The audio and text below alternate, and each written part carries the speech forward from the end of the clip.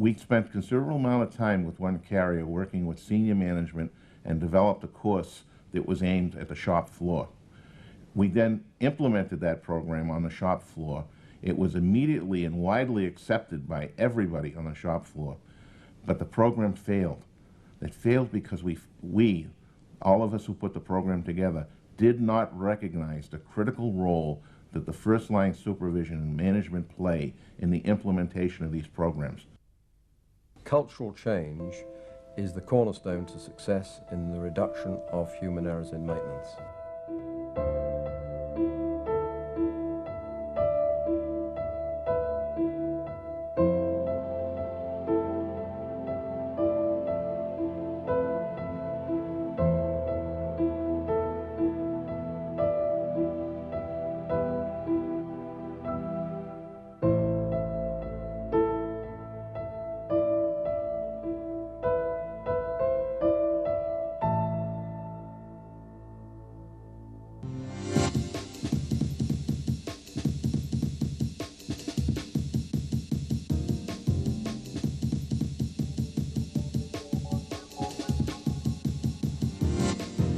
Culture is what defines who we are and our normal way of doing the things that are important to us.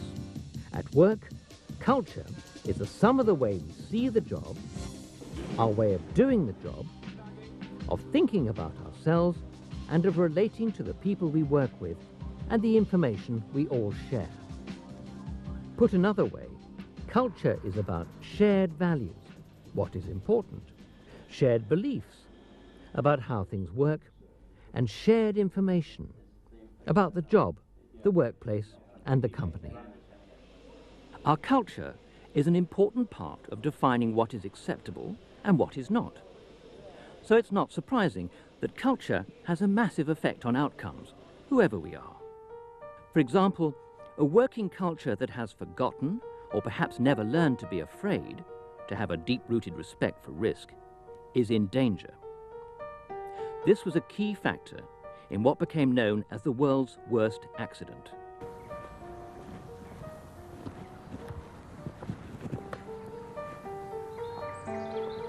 The fundamental question about the Chernobyl disaster is how did a group of prize-winning operators manage to blow up a plant without any help from technical malfunction?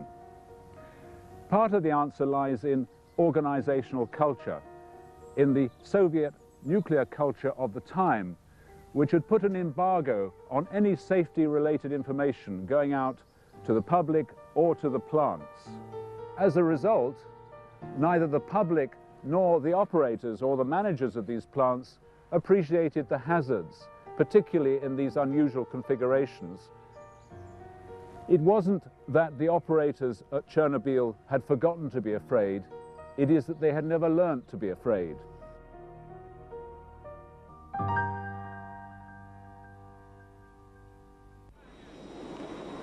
Because the function of maintenance is to ensure safety, we see it as a benign activity.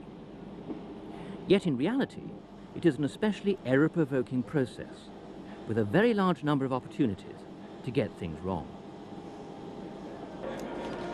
So have you had to do all this before? No. Right, okay, well if we go over here... Which, of course, is why we have a formidable array of countermeasures. Selection processes are thorough.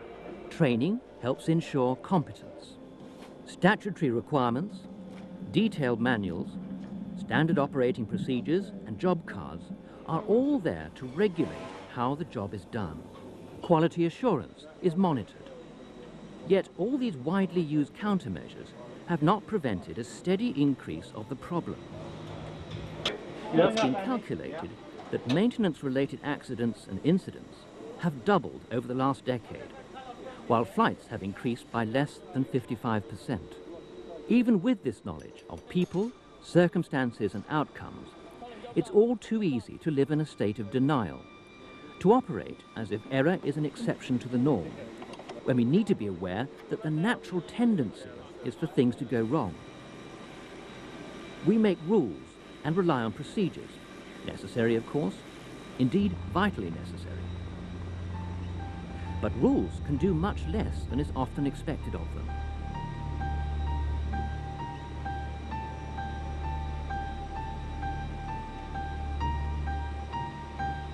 For example, rules cannot deal with a situation where the person breaking them had no intention of doing so. Nor will punishing someone for an act they never intended to commit be likely to prevent someone else from making the same mistake in the future. A safe culture is fundamentally dependent on the reliable reporting of near misses and lapses. For this to happen, trust is essential. A confidence that everyone acknowledges their own responsibilities and will deal openly with error when it occurs. A safe culture is also an honest culture, one with no acceptance of not working to procedures or breaking rules simply because it may be quicker or cheaper to do it that way. It's only a matter of time, and perhaps not very much time, before such deliberate breaches of defences will have serious consequences. In many parts of the world, there is an increasing prospect of serious legal penalties aimed at enforcing both personal and corporate responsibilities. Today we find a change, not only in the public, but in our officials. They are holding all of us responsible for the work that we perform. That is senior management all the way down to the technician. We have long known that we have been responsible for the work, but it has been unusual for the public officials to reach inside the corporation to the individuals. Today they are. It wasn't that long ago where we had a major U.S. carrier where actually the vice president of maintenance and 11 other members of the management team were brought up on criminal charges. Behind the headlines, there's a regular procession of expensive incidents that don't result in loss or damage, but which affect the capability of an aircraft to be operated safely. Getting at this data is a cultural issue. David Marks is an expert with a worldwide reputation. Over the last 10 years, we've had roughly 40 to 50 accidents that involved maintenance error worldwide. In that same time frame, we've had up to 1 million errors. Unfortunately, those are the ones that are hidden. Those are the ones that the punitive culture prevents us from seeing. Those are the ones that we need to go after. Those are the ones that are going to give us the precursors to the accidents. Those 40 or 50 are the ones we're trying to prevent, but that 1 million departures with an aircraft's maintenance technicians' error on board are the ones that we really need to go after. Some responses to error have been counterproductive. Historically, we have had a blame and train culture. We punish people for all the wrong reasons. We punish people for outcome. If there's an accident, we'll punish a person merely because they're involved in an accident. We'll punish people for rule violations. The punitive culture doesn't work because we pay too high a price. The price we pay is that people will hide their mistakes. But leaving discipline out doesn't work either. At the other end of the spectrum is the blame-free approach, where we say if you didn't intend the outcome, we'll take no disciplinary action against you. Experience suggests that nobody really favors an entirely discipline-free environment. A number of organizations have tried the blame-free approach. From management down to the workforce, it's unsupported. If an employee takes a tug out on a snowy day and decides to spin 360s to have fun and runs into an airplane, we're not going to allow that employee to raise up his hand and say, I want to participate in a mishap investigation and get my immunity. We have to draw a line. Discipline can really be a good tool within the human factors toolbox for managing error, but you have to limit discipline to intentional risk-taking behavior within the operation. So what is the difference between recklessness and error? It's conscious disregard of a substantial and unjustifiable risk. When we're driving, we know the difference between reckless driving and mere human error. I think there's a big gulf, not a fine line, but a very wide gulf that's easily explainable to aviation maintenance managers and easily explainable to people on the floor. Let's look at a single incident, which on 3 occasions is caused by very different actions. For the sake of illustration, the circumstances have been simplified. Well, let's look at inspecting rivets. As a technician, I can pull up a stand, have a light very close as I inspect rivet heads for cracks. I might miss a crack, and that's a human error. Still there? Yeah, well, I'm just going to finish it. Let's get out of it. What's the time? Okay. On the end of the spectrum, is me standing on the ground 6 feet away with my flashlight pointed up at the skin looking for cracks. I might make the same error, but what I've really done is put myself in an extremely high-risk position, a position that's almost going to guarantee failure. That's where discipline applies. Simon, you don't know where the platform is. I've got to check this up here. No? So, you don't know where it is, do you, Kevin? In the middle, however, though, is the organization that says we're not going to give you the work stand. Organizational factors that are going to cause the risk to go up, but really where the organization must stand accountable and say, what are we going to do to decrease the likelihood of this error? In arriving at these conclusions, a very important test for the people coming to a judgment is one of substitution. Would I have been likely to have made the same error in the same circumstances? If the answer is yes, blame is likely to be inappropriate. Justice is the starting point for a sound working culture. It enables the effective pursuit of excellence to begin. The crucial thing about a successful culture is that it doesn't pursue excellence for its own sake. Rather, it strives for the right kind of excellence. This means looking very carefully at the objectives we set ourselves, at the way we do things.